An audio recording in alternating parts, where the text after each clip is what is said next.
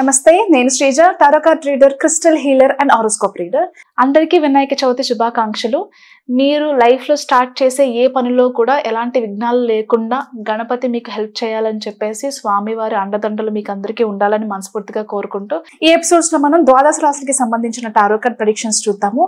అలాగే మీలో ఎవరికైనా సరే వ్యక్తిగతంగా మీ టారో కార్డ్ రీడింగ్ ద్వారా మీ పాస్ట్, ప్రెసెంట్, ఫ్యూచర్ ఎవరికైనా తెలుసుకోవాలనుకున్నా, అలాగే క్రిస్టల్ సజెషన్స్కి సంబంధించి మనీ మిరకిల్ గ్రిడ్స్ గురించి, బిజినెస్ గ్రోత్కి సంబంధించిన క్రిస్టల్స్ గురించి తెలుసుకోవాలనుకుంటే స్క్రీన్ మీద కనిపిస్తున్న నంబర్స్కి కాల్ చేసి మీరు అపాయింట్మెంట్ తీసుకుని సంప్రదించవచ్చు.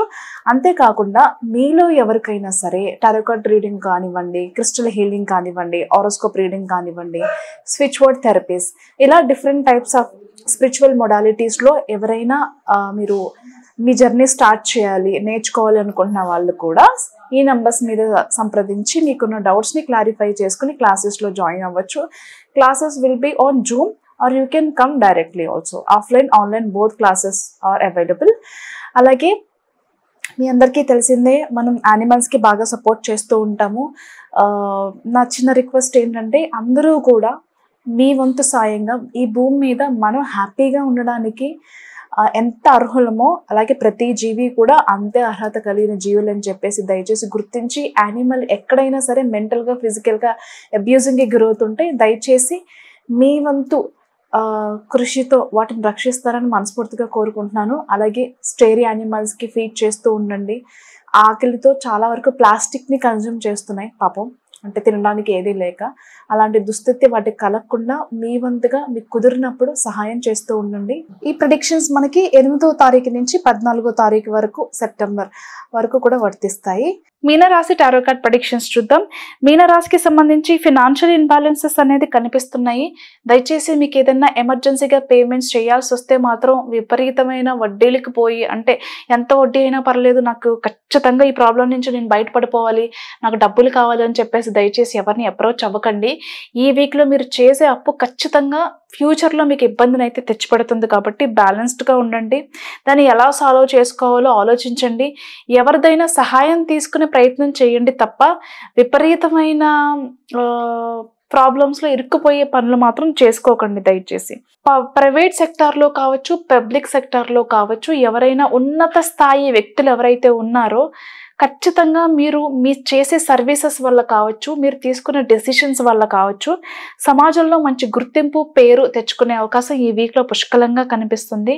పేషెన్స్ అనేది చాలా అవసరం. ఎంత పేరు వస్తుందో అంత పొద్దుజల్లే వాళ్ళు కూడా ఉంటారు. కొన్ని కాన్ఫ్లిక్ట్స్, కొన్ని ఛాలెంజెస్ కూడా ఎదురయ్యే అవకాశం కనిపిస్తుంది. అది వర్క్ స్పేస్లోనైనా, బిజినెస్లోనైనా సరే, సొసైటీలో మనల్ని ఇష్టపడే వాళ్ళు ఎంతమంది ఉంటారో, మనల్ని ఇష్టపడలేని వాళ్ళు మన మీద బురద చల్లాలి అనుకునే వాళ్ళు కూడా అంతే మంది ఉంటారు. కాబట్టి జాగ్రత్తగా ఉండండి.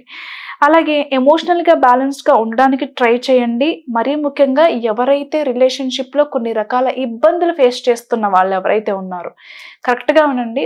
రిలేషన్షిప్లో కొద్ది రోజుల నుంచి ఎవరికైతే ఒక పీస్ఫుల్ రిలేషన్షిప్ నడవట్లేదు, డిస్టర్బెన్సెస్ ఉన్నాయి అనుకునే వాళ్ళు ఎమోషనల్గా బ్యాలెన్స్డ్గా, పేషెన్స్గా ఉండేలాగా చూసుకోండి. లేదంటే విపరీతమైన గొడవలు జరిగి ఆ రిలేషన్షిప్ నుంచి దూరం అయ్యే అవకాశాలు అయితే కనిపిస్తున్నాయి.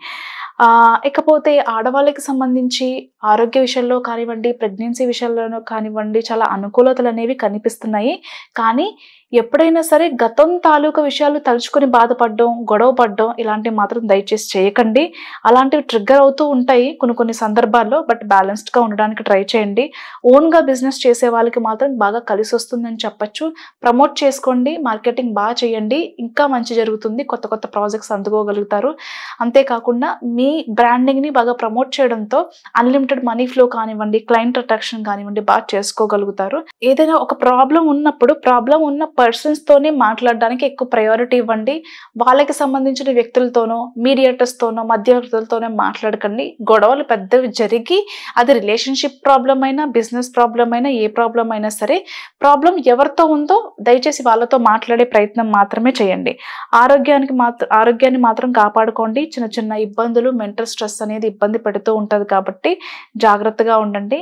ఇంట్లో కానీ బయట కానీ ఎవరిదైనా పెద్దవాళ్ళ సాయం, అంటే మీ ఏజ్ కంటే కూడా కొంచెం ఫాదర్ ఫిగర్స్ ఉంటారు కదా, అలాంటి వాళ్ళ సలహా కానివ్వండి, హెల్ప్ కానివ్వండి తీసుకునే ప్రయత్నం చేయండి. అంత మంచి జరుగుతుంది. All the best.